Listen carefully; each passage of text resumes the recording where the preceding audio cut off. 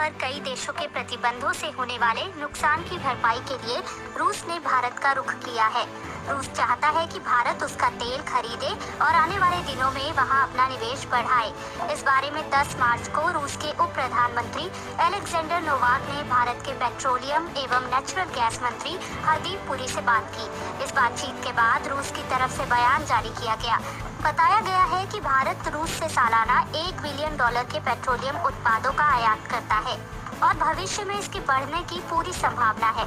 समाचार agency Reuters के मुताबिक भारत कच्चे तेल और अन्य वस्तुओं को रूस से रियायती कीमतों पर लेने पर विचार कर रहा है, लेकिन भारत सरकार की तरफ से इस पर कोई आधिकारिक प्रतिक्रिया नहीं आई है। ऐसे में सवाल उठता है कि अमेरिकी प्रतिबंधों के बीच भारत रूस से कितना और तेल खरीद सकता है और क्या इससे दाम कम होंगे।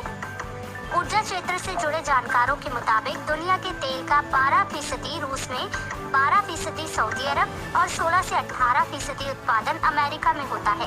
भारत 85% तेल आयात करता है, जिसमें से 60% खाड़ी देशों से लेता है। तेल आयात करने के लिए भारत सऊदी अरब और अमेरिका पर ज्यादा निर्भर करता है। इसके अलावा Bharat Iraq, Iran, Oman, Kuwait और रूस से भी तेल लेता है और कुछ स्पॉट मार्केट यानी खुले बाजार से भी खरीदता है।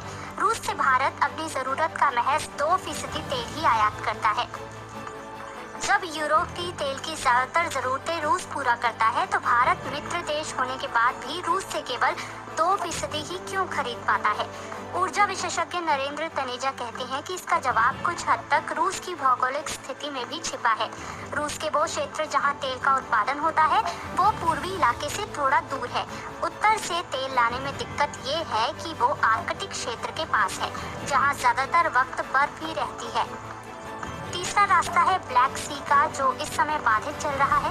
पिछले 10 सालों में भारत ने तेल के आयात में एक देश पर निर्भरता को खत्म करने के लिए कई और देशों से तेल खरीदना शुरू किया है, जिसमें अमेरिका और रूस भी शामिल है।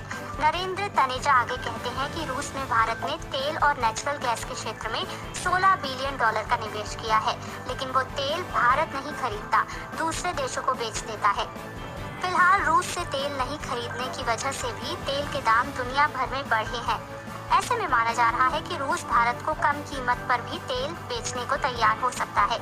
बावजूद इसके जानकारों की माने तो भारत के लिए रूस से तेल का आयात बढ़ाना मुश्किल है।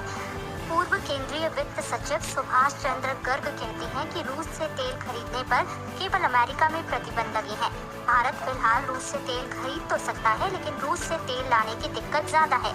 इसके अलावा खरीदने पर पेमेंट में परेशानी आ सकती है।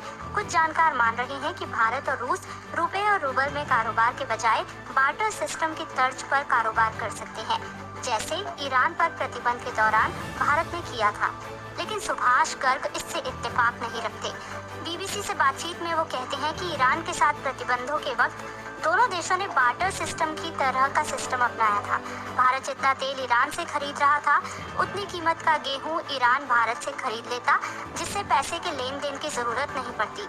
लेकिन उस वक्त शिपिंग लाइन चालू थी, फिर भी भारत ईरान से उतना तेल नहीं खरीद पा रहा था जितने की जरूरत थी। ईरान को रुपए में कारोबार से दिक्कत नहीं थी, ईरान को उस वक्त ज्यादा जरूरत थी, इस वजह से वो संभव हो पाया।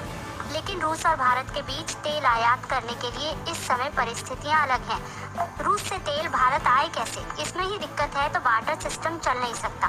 ब्लैक सी से व्यापार बाधित और साइबेरिया साइट पर रूस अपने ही सामान नहीं पहुंचा पा रहा। दूसरी दिक्कत है कि रूस और भारत के बीच निर्यात और आयात एक जैसा नहीं है। भारत रूस से खरीदता ज्यादा है और बेचता कम है। तीसरी समस्या है कि न रूस रुपए में कीमत लेने का इच्छुक है और न भारत रूबल लेने का, तो ईरान वाला मामला यहाँ नहीं चल सकता। चीन ने रूस से गैस और तेल लेने के लिए पाइपलाइन बिछा रखी है, जो भारत के पास नहीं है। इसके अलावा युद्ध के माहौल में रूस से तेल लाने वाले जहाज मिलना मुश्किल है, और अगर वो मिल भी जाए तो इस समय उनका बीमा कराना मुश्किल है। नरेंद्र तनेजा भारत की मुश्किल का एक दूसरा पक्ष भी बताते हैं। वो कहते हैं कि भारत में 5.2 मिलियन बैरल तेल की खपत रोज होती है। भारत तेल में दुनिया का तीसरा सबसे बड़ा उपभोक्ता देश है। रूस से भारत 1 लाख या 2 लाख बैरल तेल मंगवा भी लेता है, तो उससे भारत में तेल की कीमतों पर कोई असर नहीं पड़ेगा। भारत में तेल का अर्थशास्त्र ही ऐसा है।